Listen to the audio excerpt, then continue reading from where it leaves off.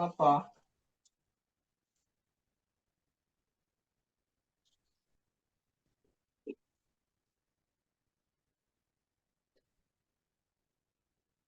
Jadi yang punya kebun banyak itu mengatakan dia masuk kebunnya, sementara orang ini agak sedeng ya. Agak sedeng itu apa? Agak, ya dolim lah. Kan selalu ya, definisi dolim itu di mata Allah kan dolim terhadap diri sendiri. Jadi bukan dolim kepada orang lain, enggak. Orang yang dolim, orang yang tidak taat Allah, itu di mata Allah itu dolimuli nafsih, mendolimi diri sendiri, artinya merugikan diri sendiri. Karena kamu tidak taat Allah, loh yang rugi itu bukan Allah gitu kan. Kamu nggak ikut ngaji, yang rugi itu bukan Gus Glory apalagi Allah. Yang rugi ya diri sendiri. Kan gitu. Ketika kita tidak mau bersedekah, zaman pikir yang rugi itu orang yang zaman nggak sedekah itu. Enggak. Pihak yang tidak sampean sedekahi, baik anak yatim piatu, fakir miskin, kebutuhan agama, mereka tetap akan hidup, mereka akan tetap sesuai takdirnya Allah. Kepentingan agama juga akan tetap jalan, agama Allah juga akan tetap menang, ya.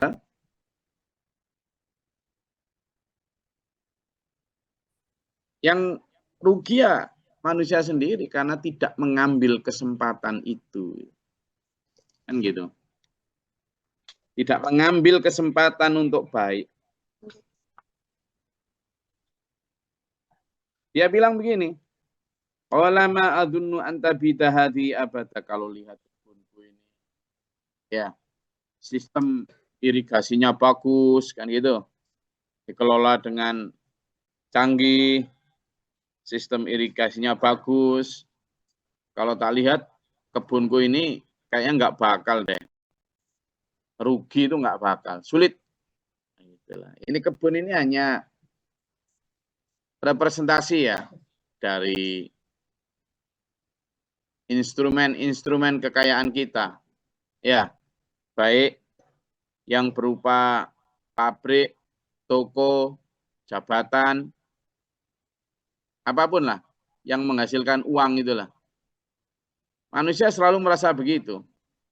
Wa ma adzunnu an tabita hadi abada. Kan gitu. Enggak mungkin lah. Kalau menurut prediksiku ini enggak mungkin. Sama dengan kekuasaan juga begitu. Orang yang lagi kuasa, apalagi sudah mencengkeram di semua lini gitu, merasa bahwa enggak mungkin ada yang bisa mengambil kekuasaannya. Orang yang punya harta banyak, pol, apalagi sudah mapan, istilahnya sudah pada posisi aman, financial freedom katanya. Ya, financial freedom itu sudah merdeka dari sisi keuangan. Wah, nggak mungkin bangkrut. Lah buat Allah kan gampang itu. Membangkrutkan manusia itu, kalaupun hartanya nggak habis-habis, ya orangnya yang dibangkrutin dengan sakit. Gampang.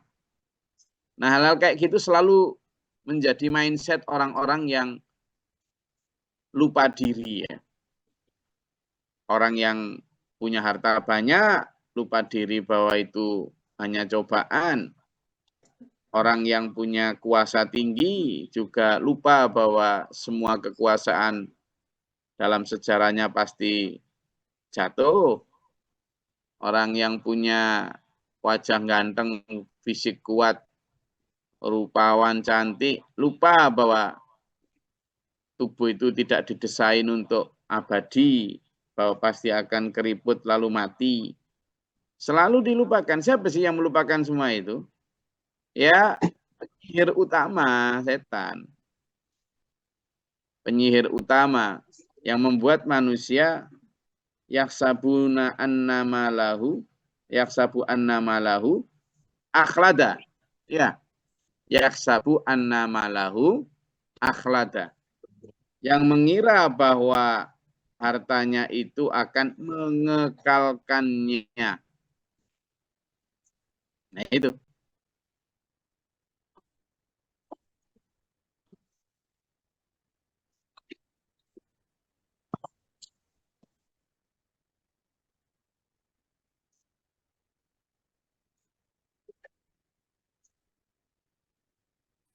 Daftar orang kaya di bumi ini kan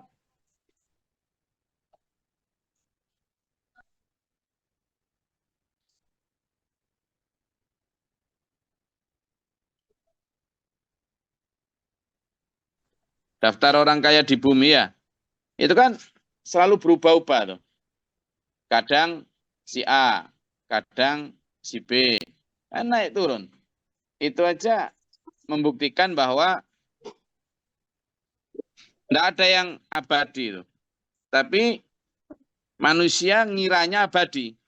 Ya, manusia ngiranya bahwa kekayaannya itu pasti akan ada selamanya, dan pula bahwa dia dengan kekayaannya itu pasti bisa menikmati sepanjang mungkin.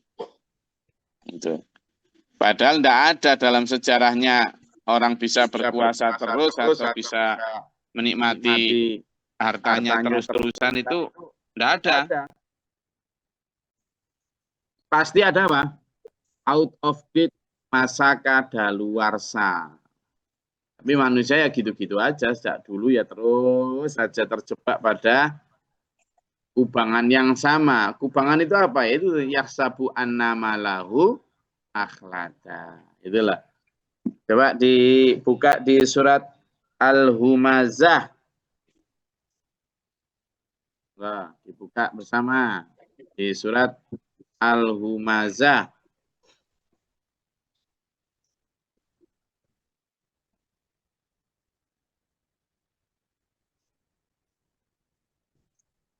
Enggak.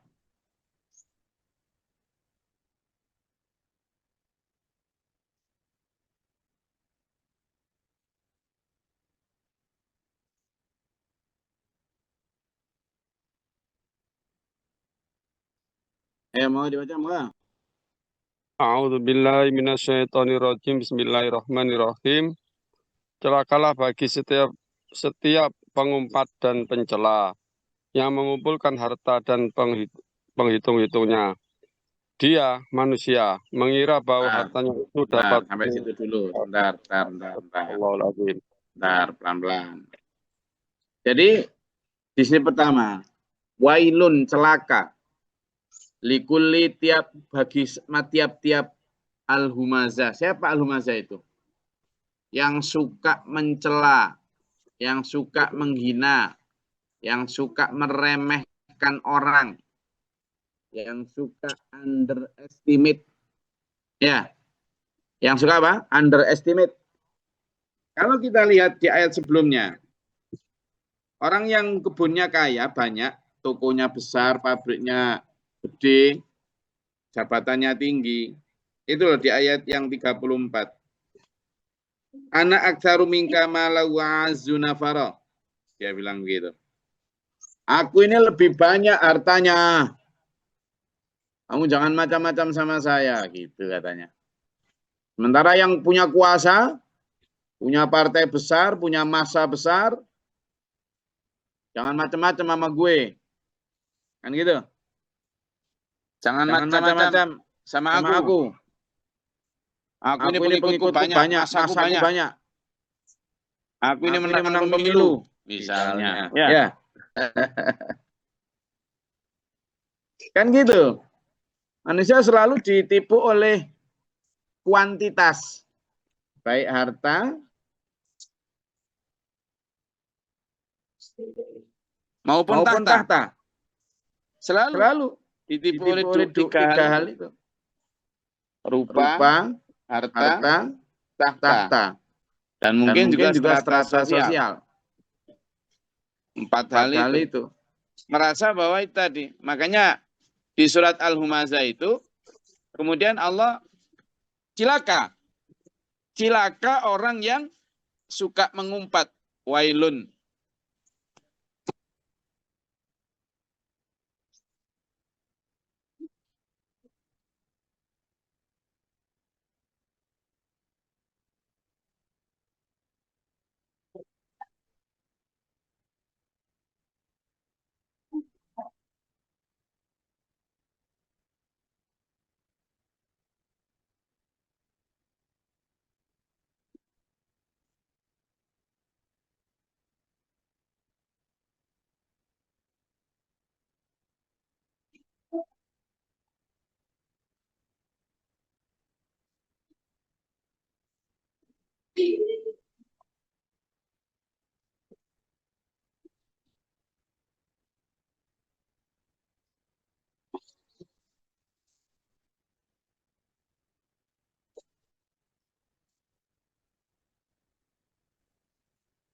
Suara saya bisa dengar? Halo? Sudah kedengeran, Gus. Sudah kedengeran sekarang. Sudah, Ya, jadi di situ jelas banget itu ya, bahwa Allah mengancam, wailun, celaka untuk likulli humazatil lumazah, untuk setiap orang yang modo nyelo, suka menghina, mencaci. Biasanya suka mencacinya karena apa? Ya karena itu tadi, karena mereka merasa bahwa paling banyak hartanya, paling banyak uangnya, kedudukannya, kan gitu. Menganggapnya bahwa, nah itu yang selanjutnya. Yahsabu anna malahu akhlada. Apa artinya coba dalam surat Al-Humazah itu? Kan biasanya dengan tahta, strata, harta, kemudian rupa, mereka kemudian menganggap orang lain itu di bawahnya, underestimate. Dari situ kemudian muncul sikap-sikap suka menghina tuh. Makanya surat Al-Humazah itu wailul likulli humazatin lumazah. Siapa biasanya yang begitu? Ayat selanjutnya coba dibaca. Wailul likulli humazatin lumazah. Ayat kedua gimana? Gimana artinya? mengumpulkan harta dan menghitung-hitungnya. Orang yang alladzi jama'a mengumpulkan malah harta wa'adadahu dan menghitung-hitungnya. Ya siapa yang enggak gitu? Makanya tunjangan berapapun kurang aja komisaris, ya kan? Enggak usah jauh-jauh ke komisaris kita loh begitu. Alladzi jama'a malah wa'adadahu. Lalu ayat ketiga. Ya dibaca artinya. Gantian yang belum.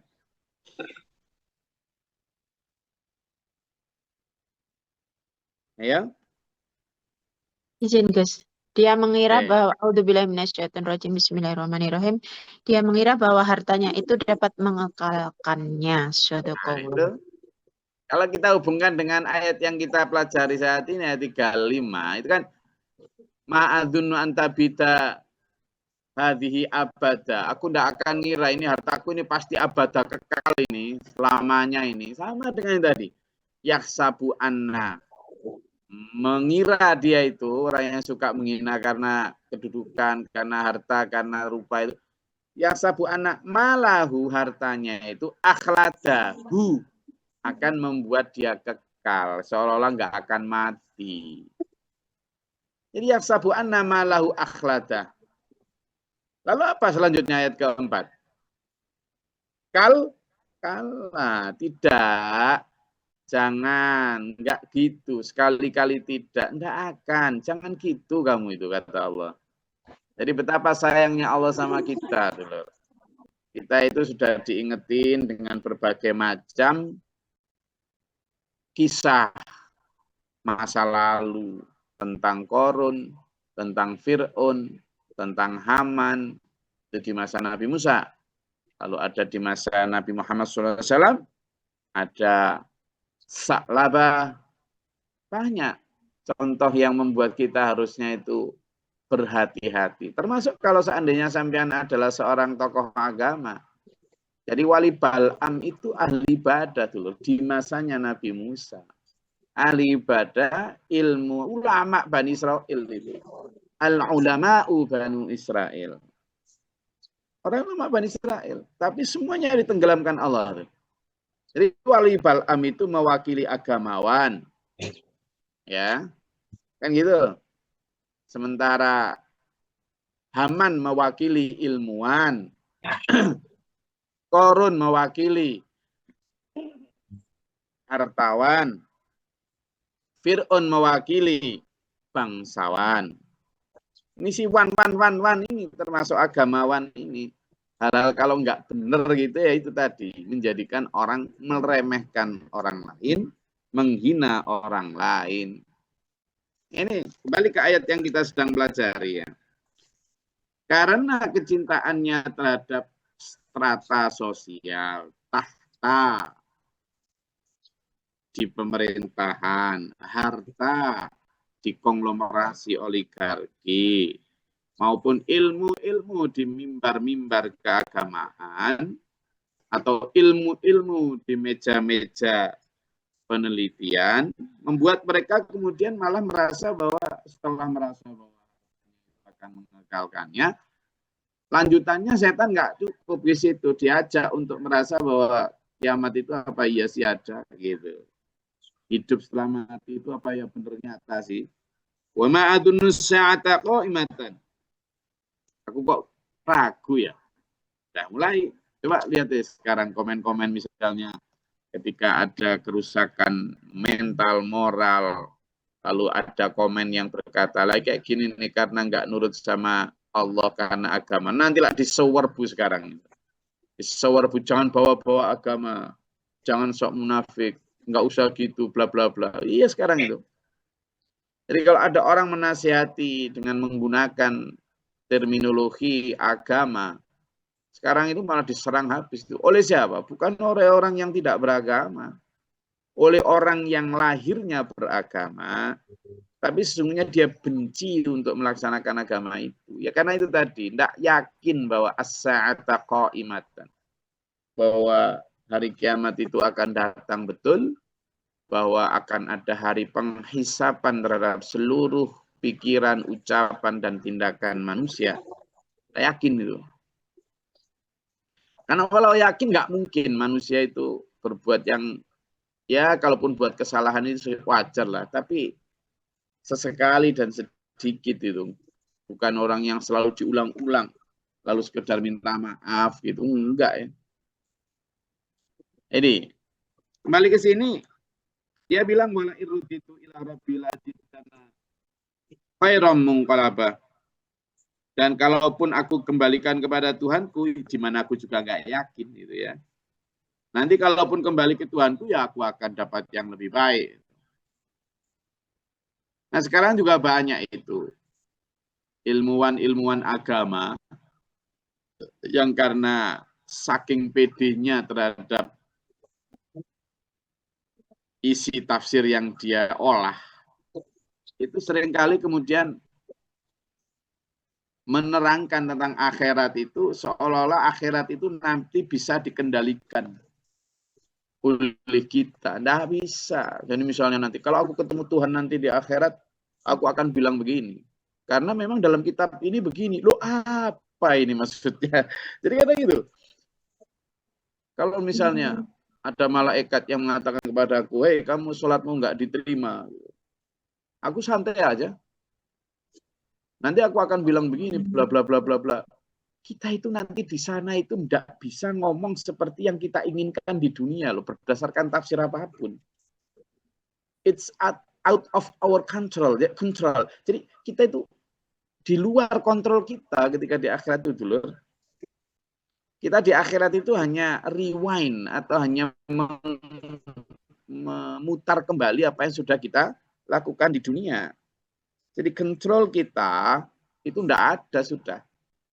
Maka di sini dia bilang wala irruditu, ketika nanti aku kembali kepada Tuhanku pun aku pasti akan dapat yang lebih banyak. Kalau aku diginikan, aku akan tuntut Tuhan dengan begini. Ya Allah. Jangankan nanti di yaumul hisab ya, ketemu Sang Maha Hakim. Wong nanti pada saat kita masuk kubur, kubur itu kan baru fase sel ya, fase detention ketika kita diinterogasi lah oleh mungkar nakir. Baru berhadapan dengan mungkar nakir saja loh. Dijamin kita itu sudah jepiping nggak jelas itu. Kamu yang mungkin petinju heavyweight kelas berat sekalipun, UFC kelas berat sekalipun, kamu yang sudah kungfu nomor 1 dunia, pesilat terbaik di Indonesia, kamu yang misalnya kuasanya sekuasa Fir'aun, kamu yang hartanya sebanyak Qarun, kamu pikir begitu berhadapan dengan Qarun lalu kamu bisa, misalnya harta, bisa menyuap dia gitu. Nggak bisa. Kekuasaanmu terus bisa nyuruh-nyuruh pakai tongkat komando, nggak bisa. Nggak mempan.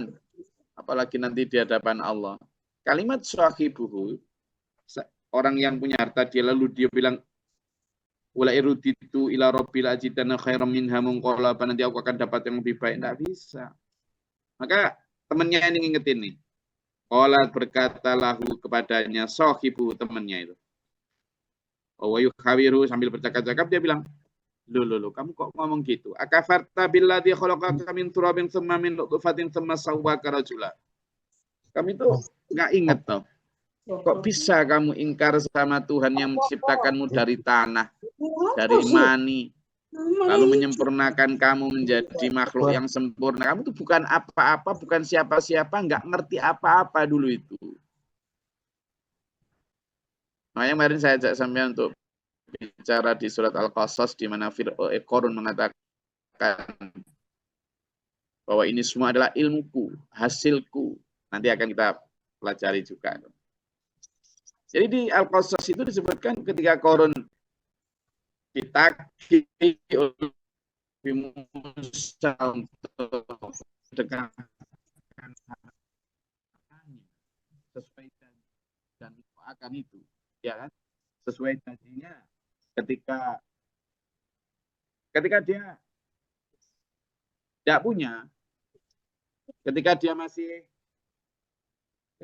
dia masih kosong, tidak punya harta, itu kan dia janji bahwa kalau punya harta dia akan banyak bersedekah. Tapi ketika ditagih oleh Nabi Musa, dia mengatakan, loh, enggak, ini semua karena kehebatanku. Nah itu. Makanya di sini di ayat 37, ya akafarta billati, kamu itu loh kok sombong-sombong gitu. Wong kamu itu dulu hanya berasal dari debu, dari air mani. Lalu Allah sempurnakan kamu menjadi laki-laki yang utuh. Aku nggak ikut kamu, katanya si sahabatnya yang meskipun hartanya dikit tapi beriman dia. Lakinnahu wallahu rabbi wala usyriku bi rabbi ahada. Ndak, aku ndak ikut kamu sombong-sombong gitu. Aku percaya kepada Allah bahwa semua ini dari Allah dan aku tidak akan menyekutukan Allah dengan apapun. Walau la itakhalta jannataka qulta masya Allah. Kenapa kamu tadi ketika masuk kebunmu tidak mengatakan masya Allah? Apa arti masya Allah? Sungguh atas kehendak Allah semua ini terwujud. Jadi tidak ada yang itu karena kita, itu tidak ada. Semuanya adalah karena Allah. Jangan kita meniru kayak Qarun. Ya kan? Qarun itu mengatakan gimana? Hadza min ilmi. Qarun mengatakan bahwa semua ini adalah mengatakan semua ini dariku, dari ilmu. Bukan karena apa gitu. Jadi coba dibuka di surat Al-Qasas ayat 78 tuh. Kemarin sudah kita baca, tapi kita baca lagi lah. Coba dibaca surat Al-Qasas ayat 78.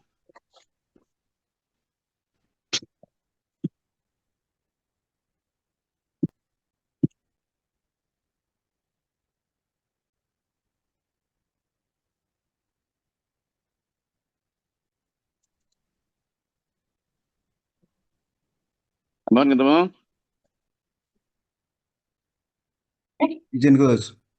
A'udzubillahi minasyaitonirrajim. Bismillahirrahmanirrahim. Dia Korun berkata, sesungguhnya aku diberi harta itu semata-mata karena ilmu yang ada padaku. Tidakkah dia tahu bahwa sesungguhnya Allah telah membinasakan generasi sebelumnya yang lebih kuat daripadanya dan lebih banyak mengumpulkan harta. Orang-orang yang durhaka itu tidak perlu ditanya tentang dosa-dosa mereka. Shadaqallahul adzim. Jadi itu dulu. Karun begitu. Nah ini bisa jadi kaca bukan hanya untuk orang yang berharta, tapi yang berkuasa, yang berwajah rupawan. Hati-hati, bukan karena misalnya orang yang merasa bangga karena cantik atau ganteng. Loh yang bentuk sampean punya hidung mancung siapa sih dulu? Lalu sampean yang minder karena pesek, enggak usah. Kenapa yang bikin pesek sampean juga bukan kita? Jadi itu manusia disadarkan. Makanya di sini kami itu nggak sadar lah bahwa kamu itu berasalannya dari mana. Wes aku nggak ikut kamu. Walau la itakhalta qulta masya jannataka qulta masya Allah. Karena la quwata illa billah. Tidak ada kekuatan kecuali milik Allah. Intaroni ana aqula minka malam wa walada. Dan meskipun kamu melihatku itu lebih sedikit dalam hal harta maupun anak, enggak apa-apa. Kamu hina-hina aku enggak apa-apa. Wes. Aku nggak mau kalau kemudian punya harta sebanyak kamu tadi jadi sombong kayak gitu. Gitu. Maka aku mau dikasih Allah harta lebih, tapi fasa Robbi ayyu'tani khairan min jannatika. Allah mungkin akan memberiku lebih baik dari milikmu, baik di dunia maupun di akhirat. Wa yursil 'alaika husbana minas sama'i fatusbiha sa'idan zalafan. Dan Allah akan mengantarkan kepadamu petir dari langit yang menjadikan kebunmu itu nanti tandus lagi licin. Jangan pikir tidak bisa, dah. Inilah faktor-faktor yang bisa membuat orang bangkrut seketika, sakit mendadak, macam-macam. Allah punya instrumen untuk membuat orang tidak berdaya itu. Dan banyak itu.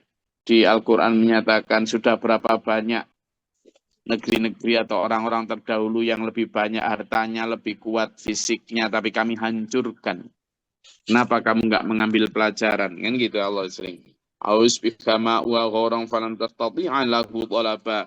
Apalagi kalau air yang ada di kebunmu itu sudah diresapkan Allah ke tanah, kemudian kamu bisa nyari lagi, tidak bisa. Makanya kebunmu itu pun hanya karena airnya Allah. Nggak usah belagu lu. Nah ini untuk kita semua juga ya, nggak usah berlaku. Oke, silakan kalau ada yang mau ditanyakan, bisa dinyatakan silakan.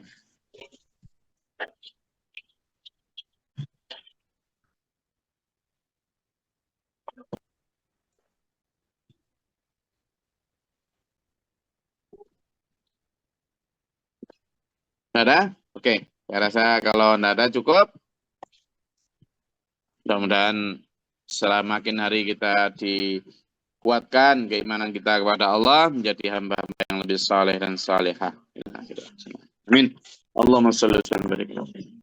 Allahumma fil mu'minin wal mu'minat wal muslimin. Allahumma atina fi man hadaita wa atina fi man afaita wa lana fi man tawallait wa barik lana fi ma ataita wa qina syarra ma qadaita fa innaka astaghfiruka wa atubu ilaika sallallahu alaihi wasallam. Allahumma da'fana al-balagha wa ba'd al-hasana min sirrin syaitan syaitan kufar. Rabbana natina wa lina sa'bina min qawmi zalimin rabbana la taj'alna fi qawmi zalimin. Rabbana amana faktubna ma'a syahidin rabbana la tuzigh qulubana ba'da idh hadaytana wa hab lana min ladunka rahmatan.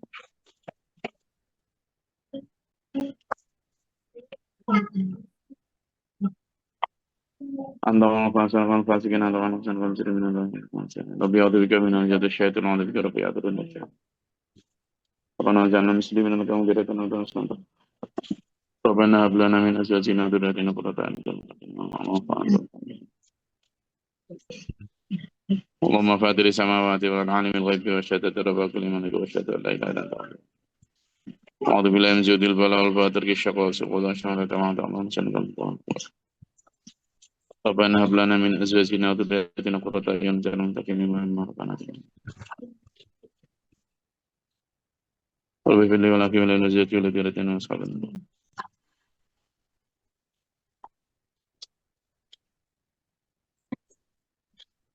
Assalamualaikum warahmatullahi wabarakatuh.